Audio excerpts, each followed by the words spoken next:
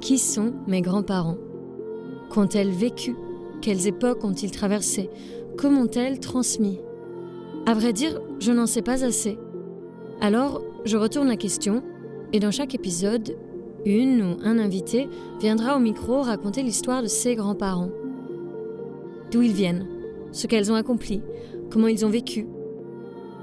Et dans la multiplicité de ces histoires, j'espère retrouver des traces de mes propres grands-parents. Dans le dernier épisode, je vous ai dit que j'étais issue d'une famille libanaise modeste, loin de la diaspora libanaise qu'on a l'habitude de mettre en avant. Et d'ailleurs, il y a une autre diaspora à laquelle on me renvoie souvent lorsqu'on entend ou voit mon nom de famille. Car j'ai un nom de famille qui sonne très arabe, et en France, on associe les noms arabes avec le Maghreb. D'ailleurs, même quand je suis allée au Maroc, le douanier marocain m'a demandé si mon père était marocain.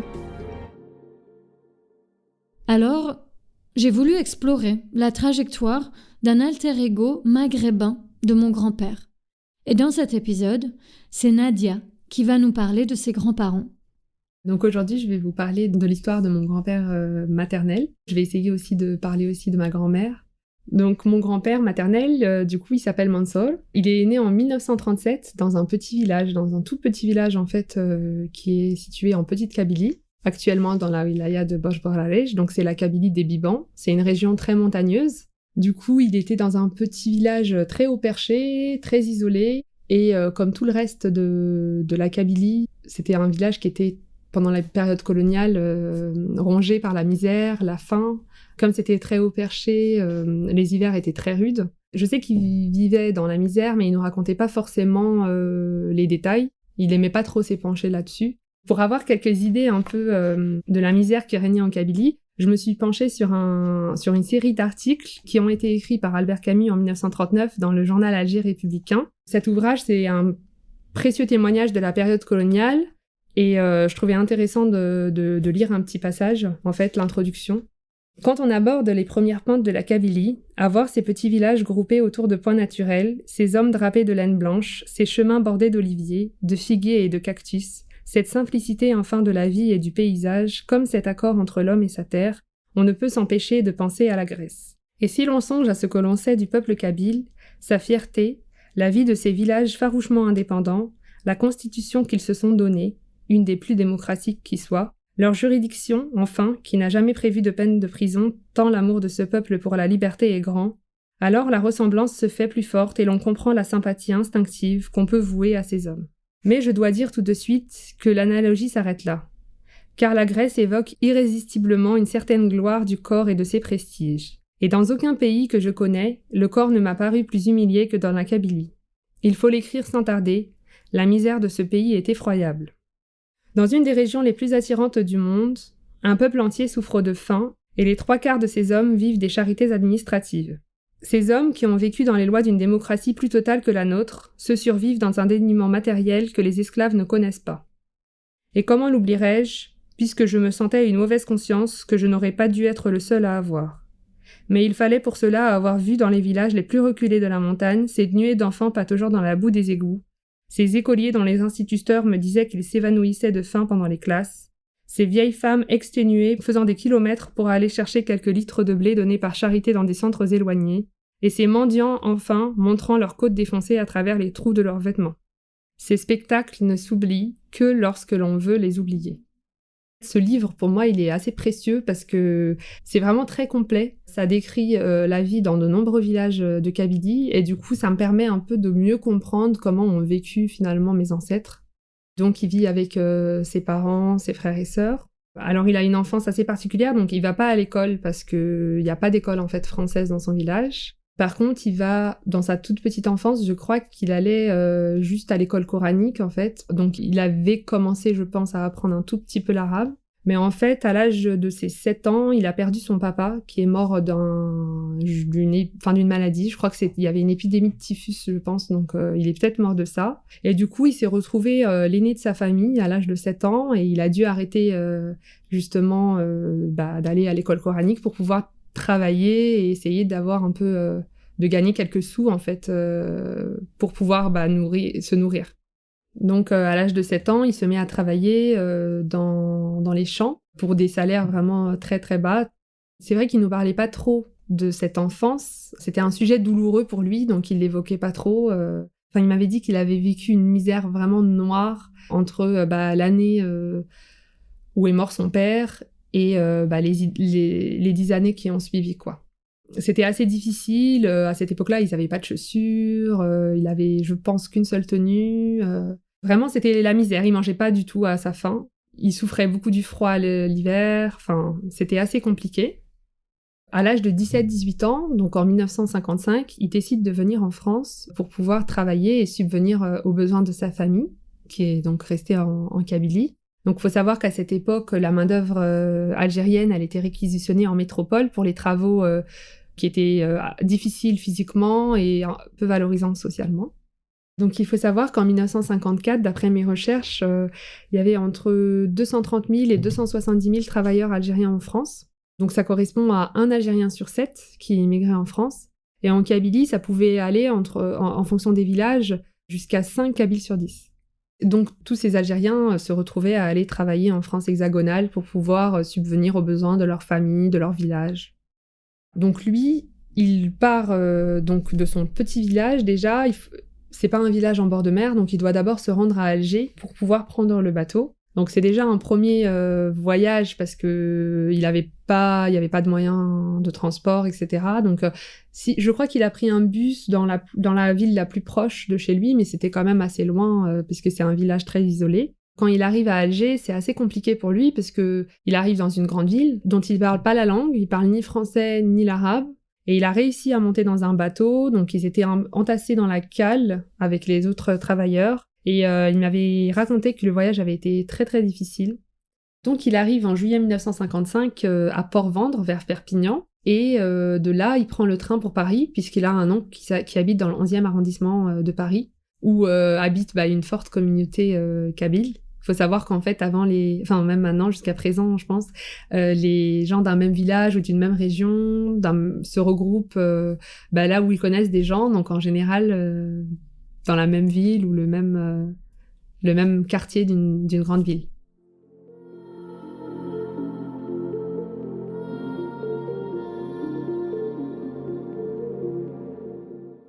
Il arrive devant chez son oncle et son oncle au début ne le reconnaît pas puisqu'il l'avait laissé tout petit, je pense. Hein. Donc là, c'est un jeune homme, on peut dire, à 18 ans.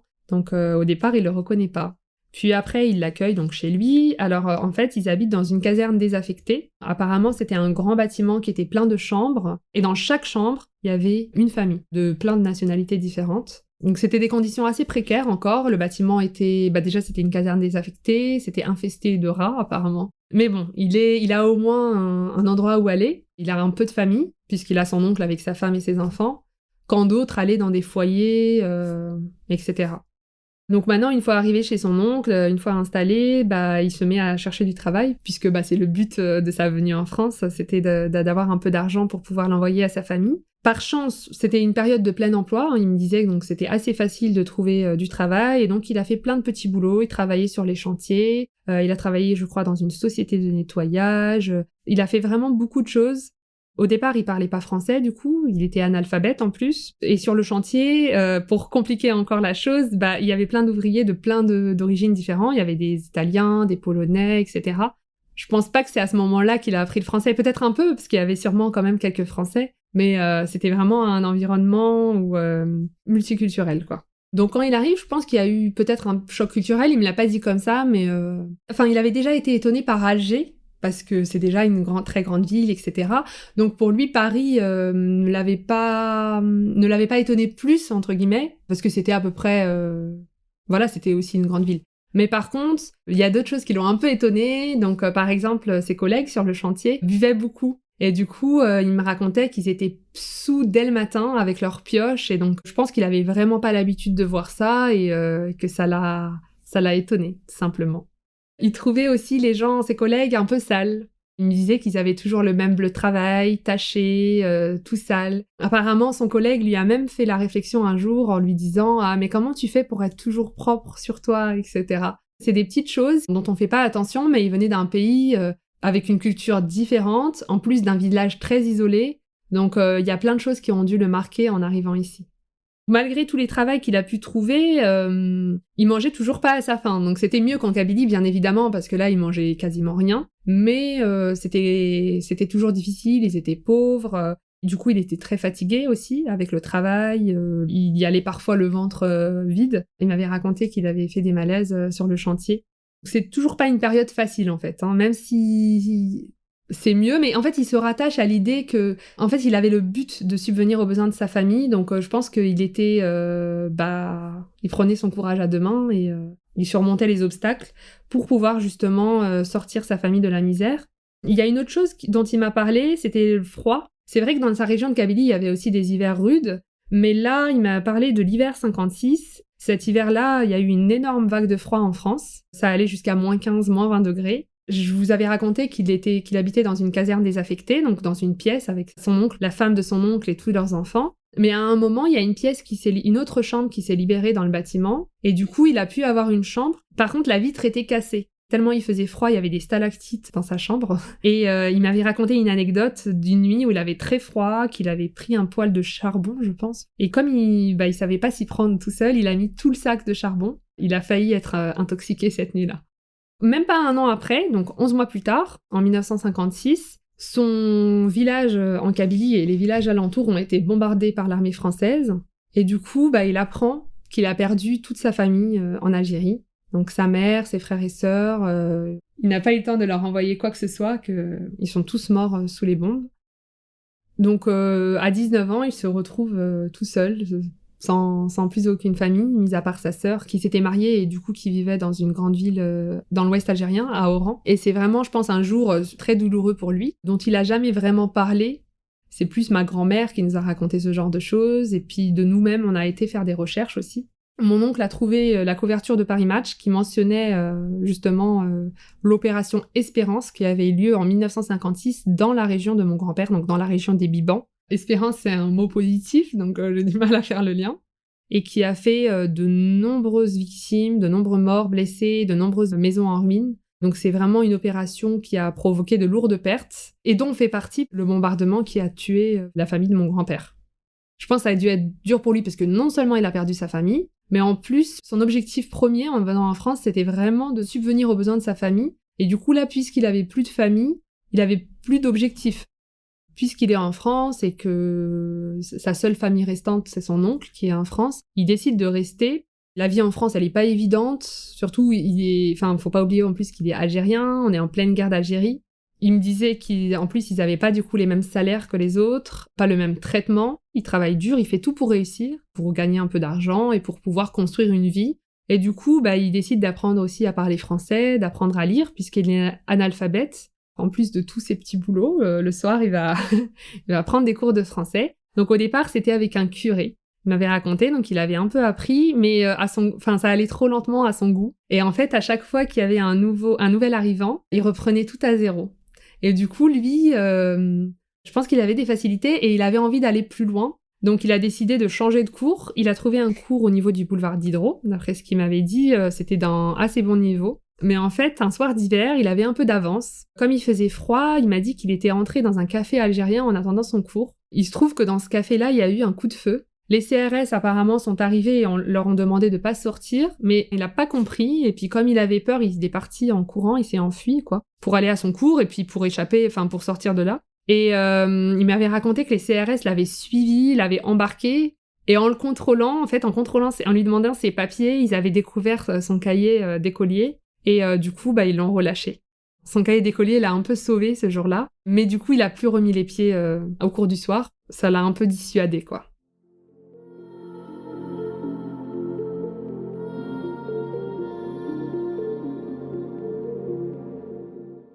Donc en parallèle de tout ça, je sais pas exactement en quelle année, mais en fait, il s'engage dans le mouvement de résistance algérienne à Paris. Les gros responsables du FLN étaient en France, c'était un peu les têtes pensantes, etc.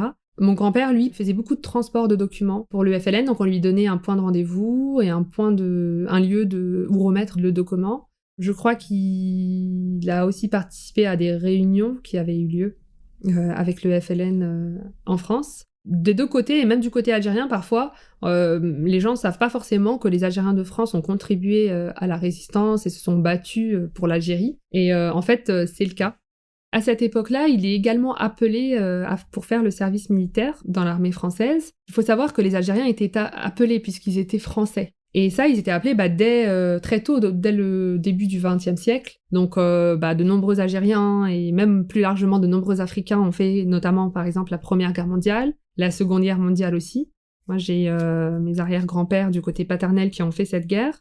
Dès la Première, la Seconde Guerre mondiale, ils étaient un peu réticents parce qu'ils se battaient pour un pays, pour des droits que eux-mêmes, ils n'avaient pas, en fait. Puis, en plus, ils n'avaient aucune contrepartie derrière. En fait, on leur avait fait miroiter, je sais pas exactement si c'est l'indépendance, mais plus de droits, etc. Et donc, le 8 mai 45 en Algérie, c'est un jour un peu négatif, puisqu'il y a plein de gens qui sont sortis, en fait, dans les rues, notamment dans l'est de la Kabylie, à Sétif, Guelma et Kharata. Ils sont sortis avec des drapeaux algériens pour manifester leur joie, et ces manifestations ont été réprimées dans le sang. Donc, la relation avec l'armée française est très compliquée. Et la Seconde Guerre mondiale, ça a fait vraiment germer, je pense, dans la tête de beaucoup d'Algériens, des idées un peu révolutionnaires, puisqu'ils avaient été se battre pour les droits de l'homme, pour la dignité humaine, pour une cause qui était juste, mais c'était un peu incohérent de se battre pour des choses dont eux-mêmes n'avaient pas droit. Moi, mon grand-père, quand il est appelé, on est en pleine guerre d'Algérie. Donc, bien sûr, les Algériens, enfin la plupart des Algériens ne veulent pas s'engager dans l'armée française. Donc la règle, le FLN préconisait de ne pas répondre aux appels de l'armée française et s'ils étaient enrôlés de force, d'essayer de déserter en emportant quelques armes ou d'essayer de faire de la propagande auprès des frères algériens dans l'armée. Donc mon grand-père, lui, c'est ce qu'il a fait, il n'a pas répondu à l'appel, mais il a fini par être retrouvé, comme il travaillait en France, il avait son adresse, etc. Et on est venu le chercher pendant le repas, je crois, du midi chez son oncle. Et on l'a embarqué de force d'abord à Bordeaux pour quelques mois de formation, puis dans l'ouest algérien.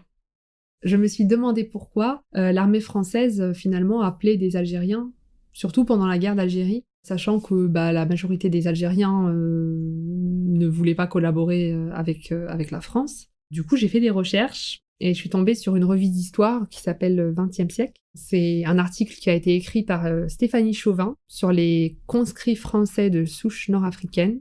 Et en fait, elle explique que le but de la France, c'était un peu de former les Algériens en militants de la cause française, de leur démontrer que, je cite, « Seule la France est capable d'apporter à l'Algérie l'évolution humaine, sociale et économique indispensable ».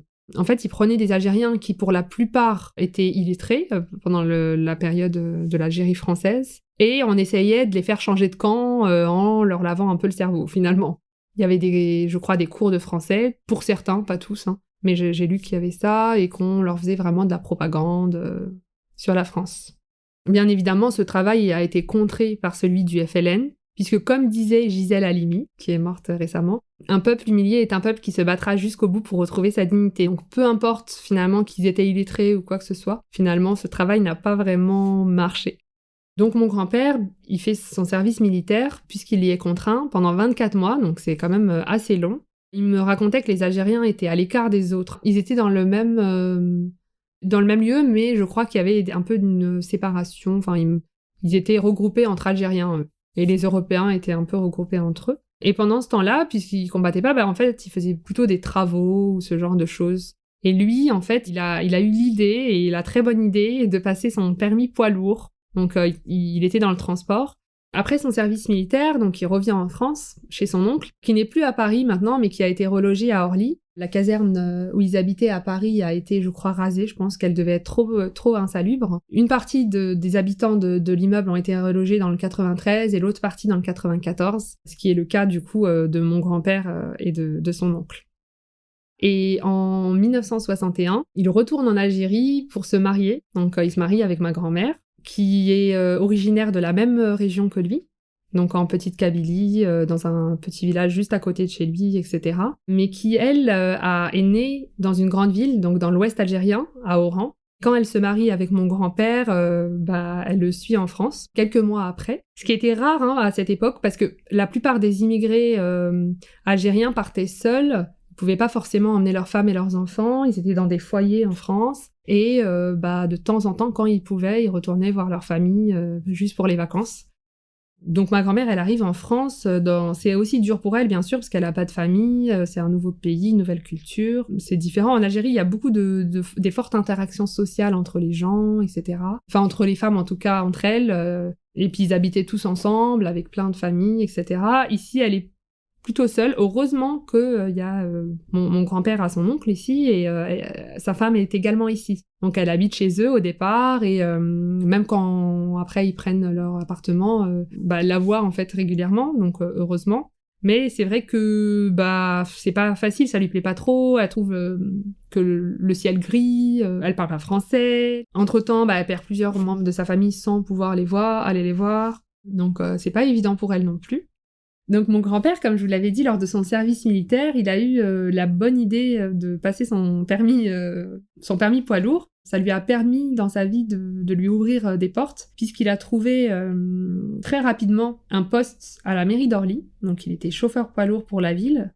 Il faut savoir qu'il était très travailleur, c'était quelqu'un de très sérieux et d'honnête, et il travaillait énormément parce qu'il voulait s'en sortir. Et du coup, il a été très apprécié par le maire d'Orly de l'époque et le suivant, tous les deux des maires communistes. Du fait qu'il était travailleur, sérieux, etc., ils l'ont un peu pris sous leur aile. Donc très rapidement, il a trouvé un logement, son propre logement du coup, parce qu'il était toujours chez son oncle, toujours dans la même ville, à Orly, enfin dans un quartier qui s'appelle Square Savorgnan de Brazza. En faisant des petites recherches, j'ai trouvé que c'était un explorateur italien, naturalisé français, et que c'est lui qui a ouvert la voie de la colonisation française en Afrique centrale.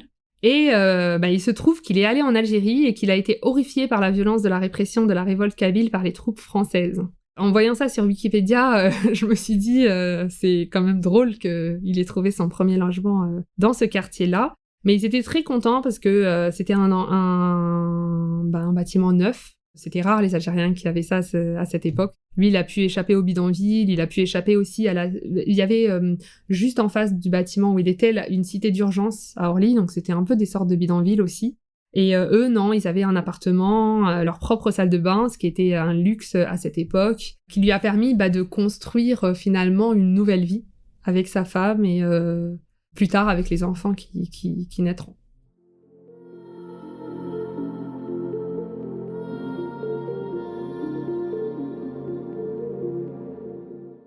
On peut pas parler des années 60 sans parler de l'indépendance de l'Algérie et de la fin de la lutte pour l'indépendance et de l'indépendance en 1962. Il faut savoir que même sur le territoire français, il y avait des manifestations de cette guerre. On pense parfois que c'était uniquement en Algérie, mais il y avait quelques petites manifestations ici, notamment la grande manifestation du 17 octobre 61. À ce moment-là, il y avait un couvre-feu qui avait été instauré à Paris pour les Algériens uniquement. Et du coup, ils ont décidé de protester contre ce couvre-feu. Et cette manifestation a été vraiment durement réprimée sur ordre du préfet de police de Paris, Maurice Papon. De nombreux Algériens ont été jetés dans la Seine, violentés, etc. Donc mon grand-père voulait aller à cette manifestation, il était en route pour y aller dans le métro. Il m'avait dit qu'il avait rencontré, je crois, un couple, si ma mémoire est bonne, qui l'a prévenu en fait que c'était violemment réprimé et du coup qu'il l'a un peu dissuadé d'y aller. Il me semble qu'il a quand même vu un peu de loin, mais ça l'a un peu sauvé parce qu'il n'était pas au cœur de la manifestation, en tout cas. Contrairement à d'autres qui ont été, moi dans la famille paternelle, mon père a un oncle qui a été jeté dans la Seine. Mais du coup, ça a changé, je pense, son regard sur la ville de Paris à ce moment-là, puisque des lieux anodins d'aujourd'hui, comme le pont Saint-Michel, la place de l'Hôtel de Ville, etc., ont été salis par ce bain de sang. Tous ces événements qui ont eu lieu pour l'indépendance de l'Algérie ont fini par... les Algériens, finalement, ont fini par avoir gain de cause, entre guillemets, et ont obtenu leur indépendance. Ce pourquoi mon grand-père et tant d'autres Algériens se battaient a fini par arriver. Donc on peut se demander pourquoi, c'est une question qui peut revenir, la question de pourquoi est-ce que mon grand-père est resté en France alors que finalement l'Algérie était indépendante et que il y avait enfin un pays, entre guillemets. Il était venu dans un contexte où, il vivait dans un environnement où la misère régnait. Mais je pense que c'est pas parce que la France est partie que tout d'un coup, le pays s'est amélioré. Déjà, il avait plus de famille en Algérie, donc comme je vous l'ai dit, il avait plus de maison, tout avait été détruit, son village entier, les villages alentours. Alors qu'en France, il avait quand même un poste à la mairie d'Orly, il était chauffeur poids lourd, il faisait d'autres choses en parallèle. Ça, c'est vrai que j'en ai pas parlé, mais au départ, il travaillait nuit et jour, il travaillait le jour, et la nuit, il faisait chauffeur de bus, ou il faisait d'autres choses. Puis il a fini par fatiguer et par travailler que le jour, mais en fait, il a tout fait pour réussir en France, c'était pas évident. Il a construit quelque chose en France alors qu'en Algérie, il avait rien. Mais je pense qu'il n'était pas décidé, il se demandait quand même s'il allait y retourner, quand. Je pense que c'est continuellement, c'est une réflexion qui s'est faite. Et en fait, ses enfants sont nés en France. C'est pas évident, je pense, aussi pour les enfants nés en France de partir dans un pays qu'ils connaissent pas. Donc lui, son objectif de vie, et l'objectif aussi de ma grand-mère, je pense, c'était vraiment la réussite de leurs enfants. Ils faisaient tout pour pouvoir subvenir à leurs besoins financièrement et pour les faire réussir dans leurs études, dans leur vie, etc. Il a très vite remarqué qu'à Orly, dans les bâtiments où ils habitaient, l'environnement se dégradait un peu, donc ça le faisait un peu réfléchir, il avait un peu peur pour leur avenir quand ils ont commencé à grandir. Et puis ma mère était, je sais plus en quelle classe elle était, peut-être en 4e ou 3e, et en fait sa professeure elle voulait l'envoyer dans une filière, je crois, de couture. Et mon grand-père, ça lui avait pas vraiment plu parce qu'il pensait qu'elle pouvait avoir les capacités de faire des études supérieures et qu'on lui donnait pas les moyens. Donc ça l'a fait beaucoup réfléchir et il a décidé de partir dans la ville juste à côté, mais qui était plus pavillonnaire et d'un meilleur niveau à cette époque-là, en tout cas. Les écoles étaient d'un meilleur niveau, etc. Donc il s'est dit qu'ils allaient mieux réussir et... Donc il a tout fait pour acheter une maison là-bas. Il travaillait tout le temps, il emmenait les enfants en colonie de vacances en plus, il dessalait les routes l'hiver quand il neigeait. Il s'occupait des délégations étrangères aussi de la ville. Il faisait vraiment beaucoup de choses. C'est vrai qu'il a bien réussi, mais c'est aussi grâce à ma grand-mère ils ont été très complémentaires, je pense. Elle travaillait pas, mais elle s'occupait bien des enfants. Pour faire des économies, elle cousait des robes elle-même à ses filles, elle tricotait. Donc c'était un peu un travail d'équipe, je pense, entre eux, et ils étaient pas mal complémentaires. Et nous, on a beaucoup, enfin moi personnellement, et certains de mes cousins-cousines, on a beaucoup grandi avec eux, parce que quand j'étais petite, c'était un peu comme mes deuxièmes parents, c'est eux qui venaient nous chercher à l'école, on mangeait le midi là-bas, on y allait tout le temps, quasiment tous les jours, vraiment, et jusqu'à présent, dès qu'on peut, au moins tous les week-ends. Et voilà, donc on a beaucoup de souvenirs avec eux. Mon grand-père est décédé il y a 1 an, donc en 2019, mais c'est des souvenirs qui restent toujours ancrés.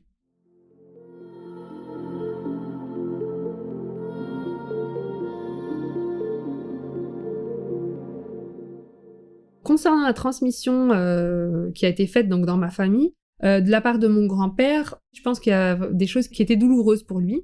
Au départ, il nous transmettait rien du tout quand on était enfant, puis là, ces derniers temps, il m'a raconté quand même pas mal d'anecdotes que j'ai en tête. Ma grand-mère, par contre, elle nous raconte souvent plein d'histoires. Même c'est elle parfois qui nous racontait les histoires de mon grand-père, notamment sur les questions qui étaient un peu plus douloureuses, etc. Sinon, mon grand-père, il a eu aussi du mal à transmettre, je trouve, sa culture. Il l'a pas trop transmis. Moi, je l'ai plus appris avec ma grand-mère un peu, et surtout aussi avec mon côté paternel.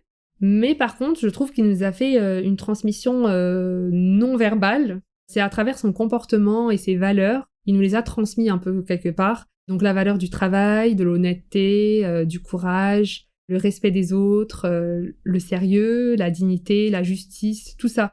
Ma grand-mère aussi beaucoup, l'altruisme, la générosité, partager, aider les autres, tout ça, le don de soi, aussi l'humilité en fait. J'ai réfléchi et j'en ai tiré des leçons de vie par rapport à son expérience. Je pense que c'est des choses qui sont en moi et je pense que si j'avais pas eu cette histoire, je penserais peut-être pas de la même manière. Déjà, la première chose, c'est qu'on peut faire beaucoup de choses avec peu de moyens, parce que c'est vraiment la vie de mon grand-père, c'est ça, il est parti de rien et il a réussi quand même à avoir une vie plus que correcte. Et voilà, donc de persévérer malgré les pensées limitantes, etc., ne pas s'apitoyer sur son sort, d'aller de l'avant en fait. Tout ça, malgré les efforts, en fait, d'être fort, d'accepter les choses.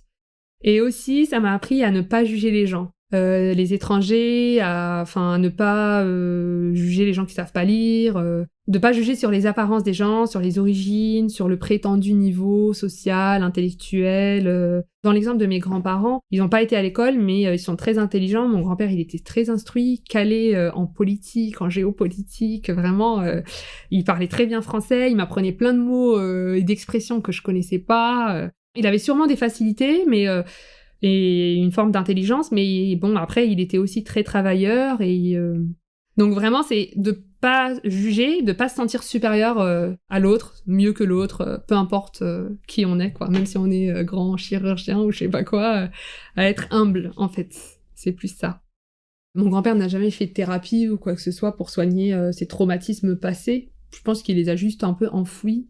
Et peut-être il a fait un travail sur lui-même sans le dire, je sais pas. Mais en tout cas, jamais avec l'aide de professionnels. Et après, bah oui, je pense que il y a forcément, là j'ai parlé des choses positives, mais il y a forcément des choses un peu plus négatives qui sont restées et qui ont été transmises. Forcément, quand on subit des choses un peu négatives, on les intègre et on les transmet quelque part inconsciemment forcément à ses enfants. Et après, les enfants peuvent le transmettre à leur tour parfois aussi à leurs enfants. Enfin, j'ai toujours aimé écouter les histoires que me racontaient mes grands-parents étant petite sur leur vie. Je les ai jamais vraiment notées jusqu'à il y a quelques années. De temps en temps, je commençais à noter des petites anecdotes pour ne pas les oublier. Et là, avec la mort de mon grand-père, des fois, je me rendais compte que j'avais des questions et je pouvais pas forcément les poser ou il y avait pas forcément on n'arrivait pas à trouver des réponses. Donc, je pense que c'est important de faire des recherches sur son histoire. Déjà, parce qu'on a tous des histoires familiales riches. L'histoire que j'ai racontée sur mon grand-père, elle est loin d'être singulière. Je pense que dans toutes les familles, par exemple algériennes, il y a des histoires compliquées. Moi, si je me mets à raconter, même du côté paternel, etc., j'aurais plein d'histoires à raconter. Et donc, je pense que c'est important de se les approprier pour ne pas les oublier déjà, parce que c'est des histoires importantes. Pour moi, c'est important de savoir... de connaître mon histoire familiale, de savoir d'où je viens. J'accorde beaucoup d'importance aussi à la culture, à la transmission de la culture.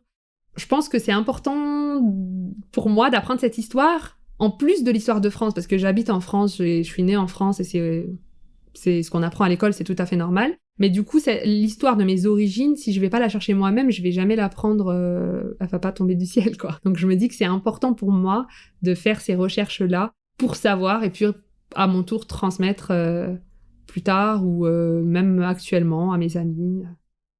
J'ai voulu réaliser ce podcast en fait pour faire une sorte de témoignage et un peu rendre hommage à mon grand-père, faire connaître son histoire qui, comme je l'ai dit, est loin d'être singulière. Et je trouve dommage que ces histoires soient méconnues en France alors que c'est une partie de l'histoire française en fait, que ça soit sur le territoire algérien qui était français ou même sur le territoire... Personne ne sait, par exemple, ce qui s'est passé à Paris pendant la guerre d'Algérie. C'est aussi de parler de la guerre d'Algérie, de la colonisation. C'est des choses dont on parle pas et qui sont tabous en France. Dès qu'on en parle, en fait, on peut nous accuser d'être contre la France et de ne pas aimer la France, etc., etc. Alors que c'est pas le cas. C'est juste, en fait, ça fait partie de l'histoire. Et je pense que le rôle de l'histoire, comme son nom l'indique, c'est de dire ce qui s'est passé pour justement pouvoir passer à autre chose. Donc, je pense que c'est important que tout le monde connaisse cette partie de l'histoire. Au-delà de tout ça, c'était aussi pour montrer le rôle qu'ont eu les étrangers, pas que les Algériens, dans l'histoire française, notamment au XXe siècle, de rappeler leur travail, puisque c'était des gens qui étaient très travailleurs, qui sont venus pour contribuer à la reconstruction de la France. On ne sait pas forcément que cette immigration, elle était voulue aussi. Actuellement, on entend beaucoup que les étrangers sont venus un peu pour prendre les richesses de la France. Alors que c'est pas le cas, c'est souvent, justement, ils ont souvent été... la France a eu besoin aussi d'eux. C'était pas de la charité, quoi.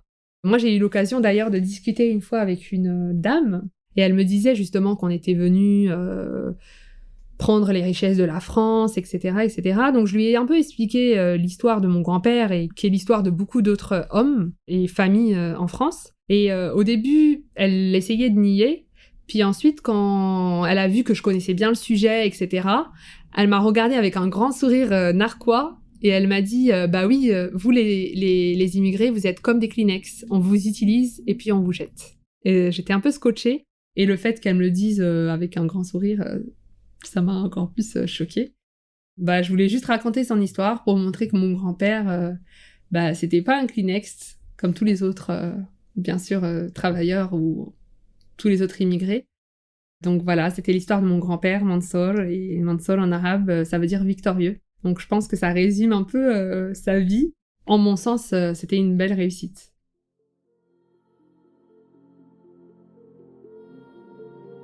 Merci Nadia. Mansour n'est pas mon grand-père. Il lui ressemble parce qu'ils sont tous les deux nés pauvres dans des montagnes où la vie est dure. Ils ont tous les deux travaillé de leurs mains. Ils partagent même la racine de leur nom, la racine du mot victoire en arabe. Une arabité complexe mais marquée dans leur patronyme. Mansour et celles et ceux qui ont reconstruit la France ne sont pas mes grands-parents. Mais je leur dois une fière chandelle. Et quand on croit que je suis leur descendante, j'ai une pensée pour tous ces Jiddo et toutes ces Tétas qui ont contribué à la France et à l'Europe d'après-guerre. Merci à vous, auditrices, qui sont la raison pour laquelle Passé Recomposé existe. Pour ne rater aucun épisode, abonnez-vous sur votre plateforme d'écoute préférée et pour suivre l'actualité du podcast, suivez-nous sur Instagram, Twitter ou Facebook.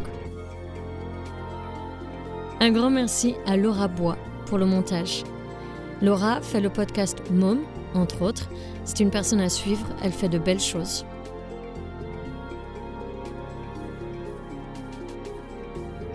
Merci pour votre écoute et à bientôt.